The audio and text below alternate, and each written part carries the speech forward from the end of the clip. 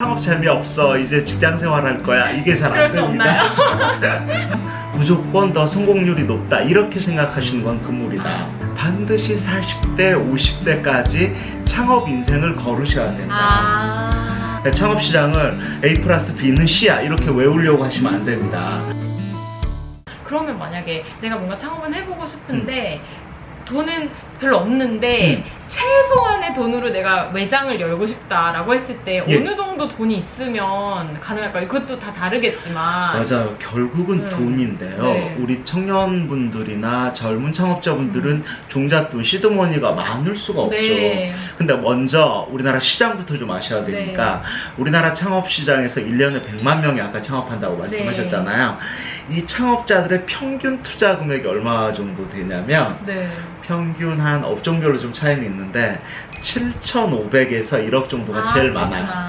그 중에서 25%는 빚내서 창업해요. 대표님 말씀하신 대로 그럼 얼마 정도? 그럼 최소한 7,500 있어야 되는 거예요? 7,500도 적은 비용이 아니죠. 이게. 그래서 저는 창업 자금은 100만 원 창업도 있고요. 1000만 원 창업도 가능하고요. 3000만 원 창업도 가능하고 5천만 원, 1억 창업도 가능하다. 분명한 것은 적은 비용을 투자했을 때는 확실하게 내가 해당 분야에 나름대로의 역량이 있고 노하우가 있고 아니면 적은 비용일수록 오프라인 쪽에서는 몸이 힘든 사업을 해야 돼요. 그렇구나. 예, 적은 비용에. 예를 들어서 적은 비용의 창업의 오프라인 대표적인 사업이 치킨, 피자, 족발, 분식, 중화요리, 이게 배달 사업이에요. 우리나라 배달 아이템은 지금 최근에 배달 사업 같은 경우는 시장 규모가 막 15조까지 늘고 있는데 요즘 막 배민에 뭐 요기요 배달통이 전성시대잖아요. 그래서 배달 사업은 웬만한 사업도 5천만 원 이내로 다 창업할 수 있어요. 근데 배달 사업이 요즘은 배달 라이더를 쓰면서 배달 앱을 통해서 사업을 하지만 사실은 오토바이, 예전에 제가 직접 저도 배달 사업 해봤기 때문에 이 오토바이 사고 나면 그거 보험 처리, 예전에는 보험도 안 됐거든요, 오토바이가. 그래서 이 배달 사업처럼 적은 소자본 창업을 할수록 몸이 힘들어야 된다. 하지만 몸이 힘든 게 그런 힘든 사업을 계속하라는 얘기가 아니에요. 1, 2년 정도 해서 종잣돈을 모으고 또 사업을 그럼요. 확장해가는 이런 거 중요하고요. 예를 들어서 창업시장에서 가장 적게 뭐 5천이 아니라 예를 들어서 무점포 창업 이런 것도 있을 수 있는데 무점포 창업의 대부분은 한 1,000에서 2,000, 3,000으로 할 수 있는 창업 진짜 많아요. 예전에 제가 돈 없이 할 수 있는 일 뭐 없나요? 이런 책도 쓴 적이 있는데 거기에 나온 사업의 거의 90%는 영업형 사업이에요. 영업형. 사람을 직접 만나서 이렇게 그렇죠. 해야 직접 가서 영업하면서 하는 사업이거나 아니면 뭐 트럭 하나 가지고 하는 사업. 뭐 예를 들어 청소 용역 사업, 버티칼 청소, 뭐 이렇게 아토피 청소 내지는 뭐 이런 실제 출장 세차, 출장 뭐 청소, 용역 이런 사업 전부 다 서비스 사업이에요. 그런 사업은 뭐 중고 트럭 하나 가지면 할 수 있는 사업이고 요즘처럼 SNS 인터넷 마케팅 잘 한다면 뭐 1,000만 원 내외로 할 수 있는 사업도 많다고 봐요. 제가 예전에 좀 인터뷰를 해서 이렇게 창업자분들을 만난 적이 있었어요. 그때 생각해보면은 대신 제가 만난 그 두 분은 다 적게 돈을 들여서 하긴 했는데 그분들은 대신 요리에 대한 확실한 전문성이 좀 있으셨어요. 그래서 굉장히 잘 운영하고 계신데 처음에 푸드트럭으로 시작을 했고 한 분은 또 한 분은 뭐 보증금, 뭐 권리금 해서 1,000만 원, 2,000만 원 이 정도 되는 거에서 매달 뭐 별로 그렇게 월세가 세지 않은데 그런 데에 가서 시작을 했거든요. 맞아요.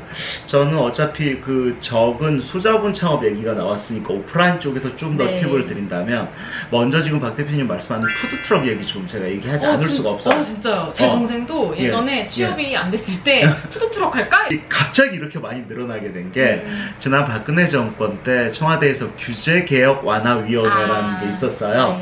그래서 국민들 모아놓고 대통령 앞에서 토론하는 자리가 있었는데 그때 푸드트럭 개조를 업으로 삼고 있는 한 사장님이 나오셔서 우리나라 푸드트럭 개조하기에 너무 법적 규제가 많아요.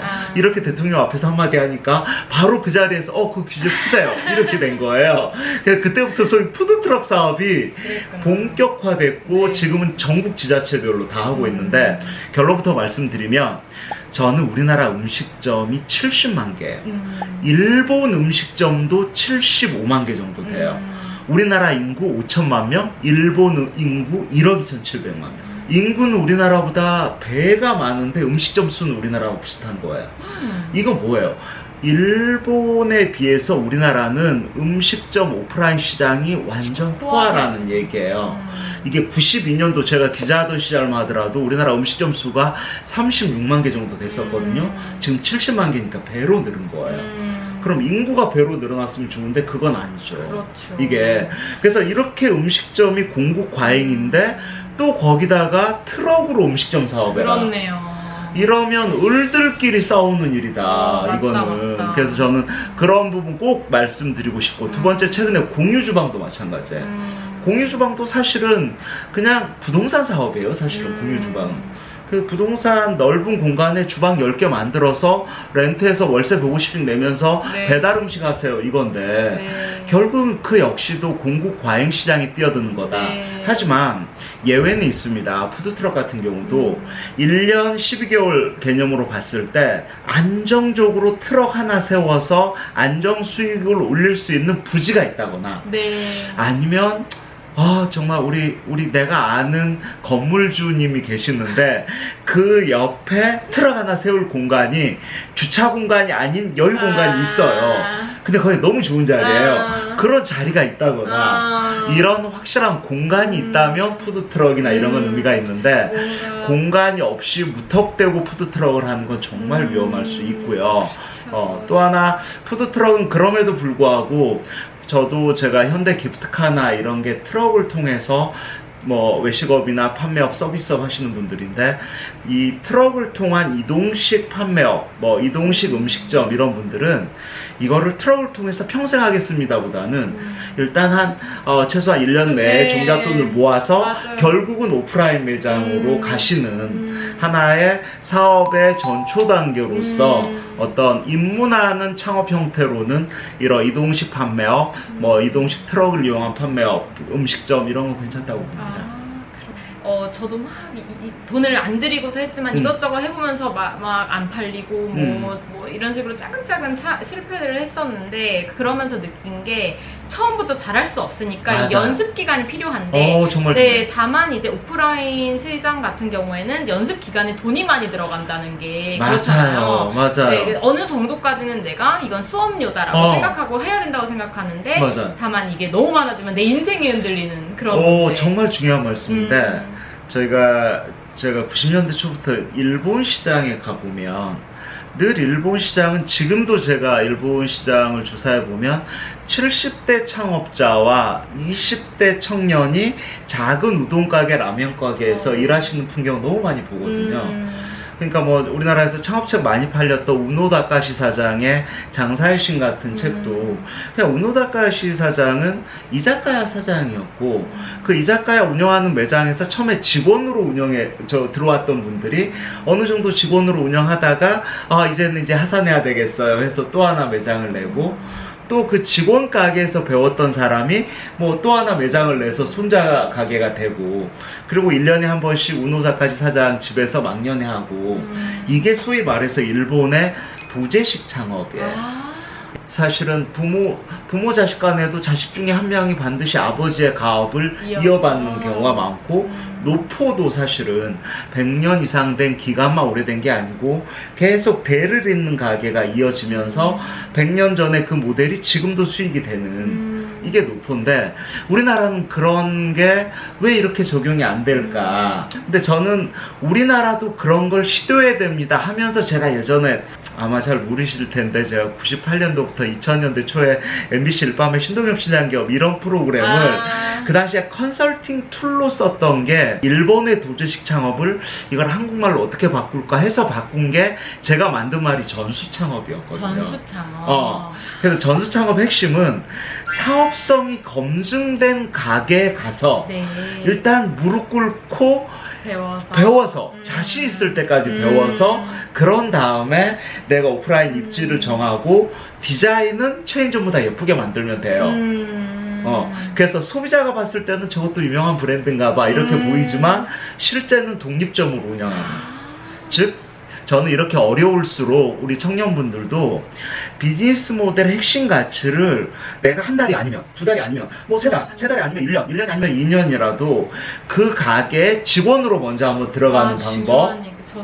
아니면 그게 좀 여의치 않다 그러면 이런 노하우를 전수한 기간을 정하고 일정 정도 비용을 들이고 저는 제대로 검증된 사업 모델을 배워서 창업한다면 저는 이 시장에서 오래 그래도 허무하게 실패하는 이런 실패율을 좀 줄일 수 있지 않을까라는 생각이 듭니다. 너무 포화 시장이고 하기 때문에 그냥 내가 특별한 그런 게 없이 그냥 뛰어드는 거는 정말 위험한 일이고. 맞아요.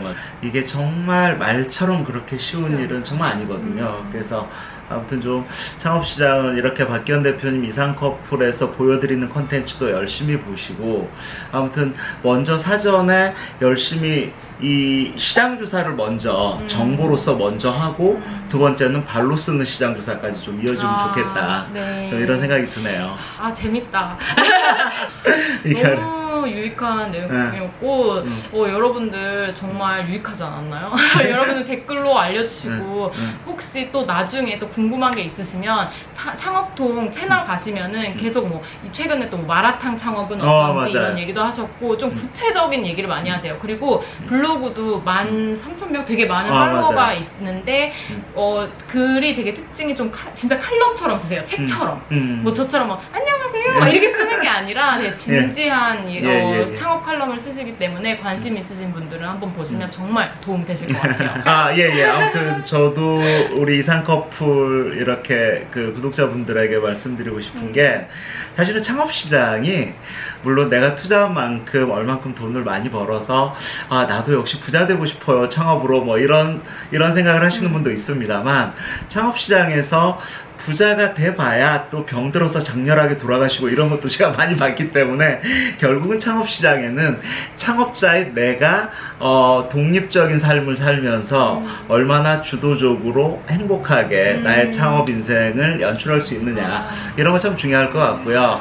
그 다음에 저 같은 경우는 이제 뭐 워낙 많은 창업 케이스를 많이 만나다 보니까 저는 창업시장에 정말 수많은 가치가 있는데 그 어떤 것도 공식으로 창업시장을 접근하시지 말라고 꼭 말씀드리고 싶어요. 창업시장을 A 플러스 B는 C야 이렇게 외우려고 하시면 안 됩니다. 전부 케이스 바이 케이스죠. 이게 그래서 그 얼마나 많은 케이스를 내가 알고 있느냐 그렇지 않느냐에 따라서 어떻게 보면 시장의 시행착오를 줄일 수 있느냐 그렇지 않느냐 이거와 연동되는 측면도 있고요. 시장이 또 계속 움직이는 거죠. 그럼요. 시장은 끊임없이 생물처럼 움직이고 정말 마지막으로 꼭 부탁드리고 싶은 게 정말 창업으로 행복한 사람이 되고 싶다 그리고 돈도 많이 벌고 싶다 이런 생각을 드신다면 첫째 취미부터 좀 바꾸셔야 된다. 먼저 취미를 여행 취미를 가지시라. 뭐 예를 들어서 경치 좋은 곳 여행 이런 거 많이 잘 아시니까 그런 여행 말고요. 저는 시장 여행을 좀 하셔야 된다. 시장은 상권이거든요. 상권 여행을 좀 하셔야 된다. 그래서 제 블로그에 오시면 상권 여행 이렇게 검색하시면 저는 시장에 나가서 상권 여행을 어떻게 하는데요. 이것만 가지고도 사실은 1시간 얘기해 드릴 수 있는 얘기인데 끊임없이 시장이 지금 빨간색으로 변하는지 파란색으로 변하는지 관찰하는 거. 그렇죠. 좀 호기심을 가지고. 근데 여기에 소비자가 누구지? 그리고 여기에 있는 창업자는 어떤 사람들이지? 그리고 그들은 얼마 투자해서 얼마 벌고 있는 건가? 그리고 그 업종은 어떤 업종들이 들어있고 여기에 건물주들은 누구인가? 그리고 주변에 뭐 브랜드는 어떤가? 그리고 마지막으로 여기에 부동산 중개업소는 어떤 가게들이 거래되고 있는가? 이런 것까지 한번 여행하듯이 시장에 나가 보시면 소위 말해서 돈의 흐름이 보이기 시작합니다.